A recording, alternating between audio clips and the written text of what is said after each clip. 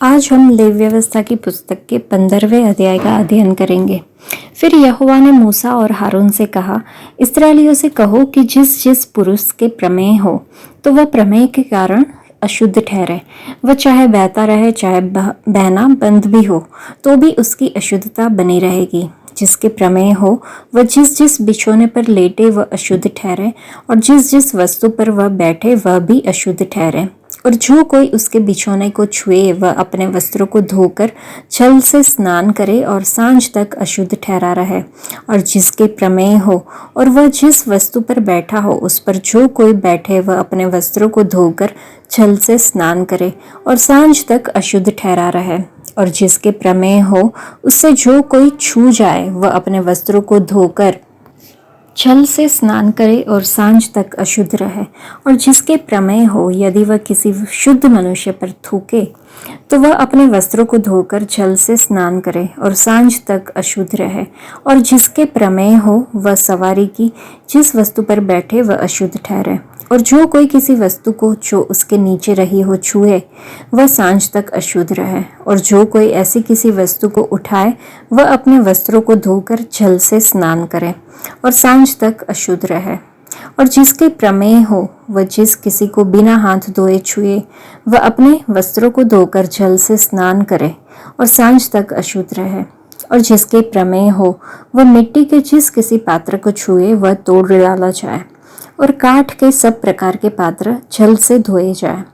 फिर जिसके प्रमेह हो वह जब अपने रोग से चंगा हो जाए तब से शुद्ध ठहरने के 7 दिन गिन ले और उनके बीतने पर अपने वस्त्रों को धोकर बहते हुए जल से स्नान करे, तब वह शुद्ध ठहरेगा। और 8वें दिन वह 2 पंडूक या कबूतरी के 2 बच्चे लेकर मिलाप वाले तंबू के द्वार पर यहोवा के सम्मुख जाकर उन्हें याजक को दे। तब याजक उनमें से एक को पाप बलि और दूसरे को होम बलि के लिए भेंट चढ़ाए। और याजक उसके लिए उसके प्रमेह के कारण यहोवा के सामने प्रायश्चित करे। फिर यदि किसी पुरुष का वीर्य स्खलित हो जाए तो वह अपने सारे शरीर को जल से धोए और सांझ तक अशुद्ध रहे।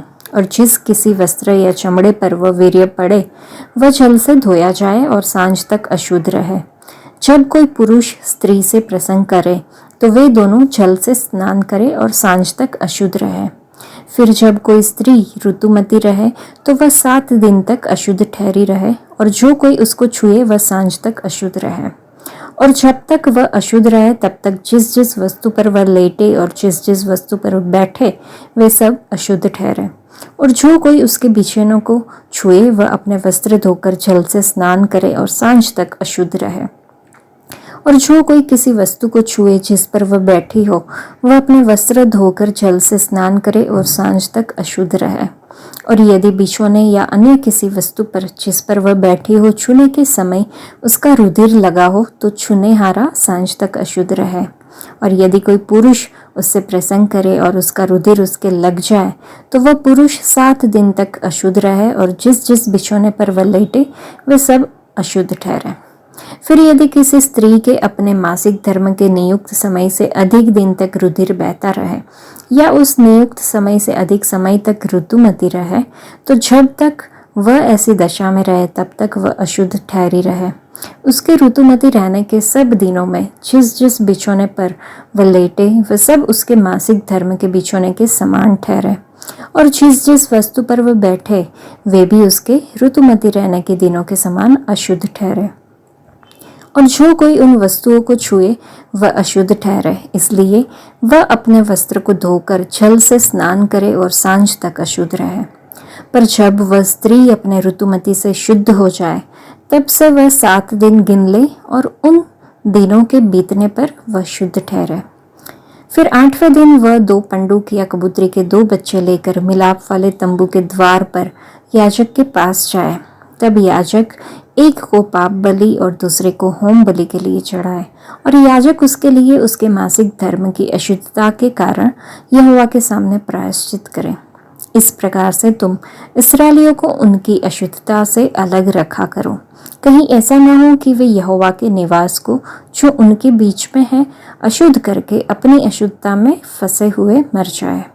जिसके प्रमेय हो और जो पुरुष वीर्य स्खलित होने से अशुद्ध हो और जो स्त्री ऋतुमती हो, और क्या पुरुष क्या स्त्री जिस किसी के धातु रोग हो, और जो पुरुष अशुद्ध स्त्री से प्रसंग करे, इन सबों के लिए यही व्यवस्था है।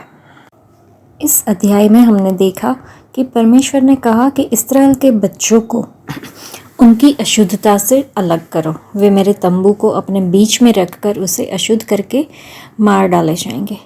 तो लेवी व्यवस्था की पुस्तक का ये 15वां अध्याय स्वच्छता और क्या स्वच्छ और स्वस्थ है और क्या अशुद्ध और अस्वीकार्य है, उसके बीच अंतर के बारे में विस्तृत निर्देश से भरा हुआ है।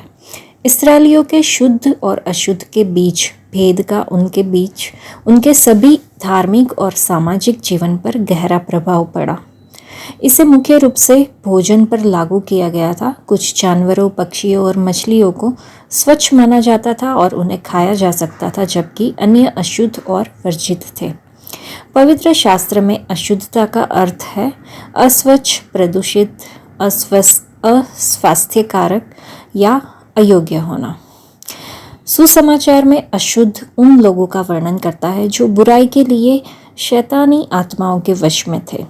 अस्वच्छता पाप का प्रतिनिधित्व करती है और पाप मनुष्य को परमेश्वर से अलग करता है। पाप के कारण हम सब अशुद्ध वस्तु के समान हैं। स्वच्छता न केवल परमेश्वर के सामने बल्कि एक दूसरे के सामने भी महत्वपूर्ण है। हम कितने स्वच्छ हैं, व्यक्तिगत स्वच्छता का प्रश्न नहीं बल्कि आध्यात्मिक स्वच्छता का प्रश्न है।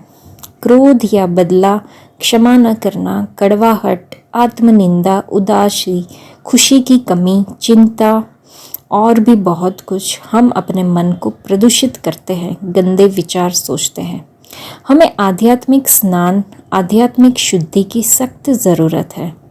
आज मसीही होने के नाते हम कानून के अधीन नहीं हैं और खतना, शारीरिक विकृति और यौन गतिविधि के संबंध में कानून की सख्त आवश्यकताओं से बंधे नहीं हैं।